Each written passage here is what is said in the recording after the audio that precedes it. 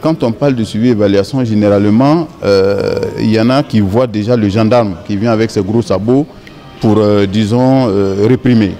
Or, il ne faut pas voir la chose de cette façon.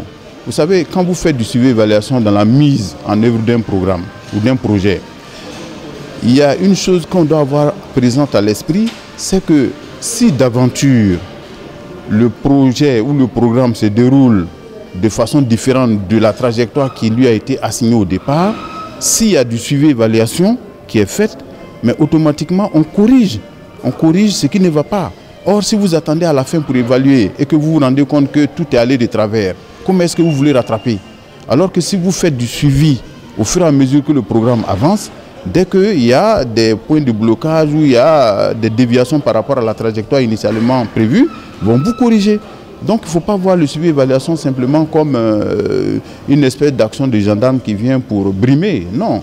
Bon, je pense que quand même la fonction de suivi-évaluation en Côte d'Ivoire avance. C'est vrai que tout à l'heure, effectivement, nous avons parlé de l'incorporation de la fonction évaluation dans la constitution ivoirienne, qui est une véritable avancée. Mais il faut dire que la Côte d'Ivoire ne s'est pas arrêtée uniquement à cette étape-là, parce qu'il y a des instruments de suivi-évaluation qui sont effectivement mis en place et qui fonctionnent. Vous avez notamment l'inspection générale d'État, vous avez ensuite la haute autorité pour la bonne gouvernance et la Cour des comptes.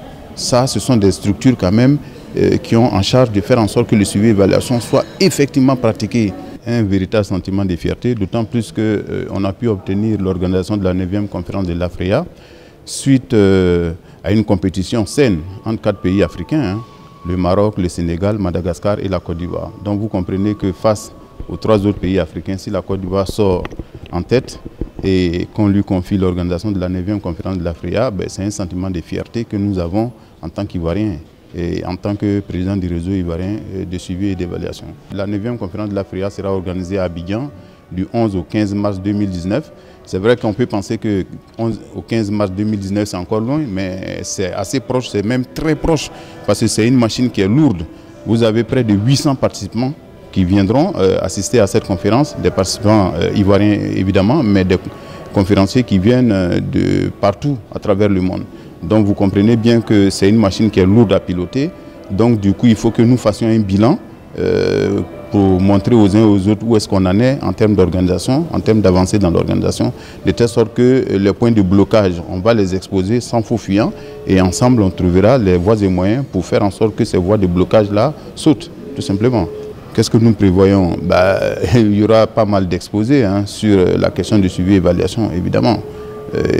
C'est l'objet même de la conférence, parce que je vous ai dit tout à l'heure lors de mon allocution, et ça a été repris par pas mal d'intervenants, il ne faut pas oublier que le réseau ivoirien de suivi et d'évaluation, au niveau de la Côte d'Ivoire et par ricochet de l'Afrique au niveau de l'Afrique, on a pour ambition de faire en sorte que la culture du suivi et d'évaluation soit une réalité en Afrique. Tout à l'heure, les questions qui ont commencé à fuser dans la salle, vous avez vu qu'une préoccupation majeure, c'est de dire qu'en Afrique, l'un des gros problèmes que nous avons, c'est le problème de suivi et évaluation. Vous savez, un projet, il peut être très bien monté, mais s'il n'est pas correctement suivi, ça peut aboutir à des résultats qui sont en deçà, largement en deçà de ce qui est attendu.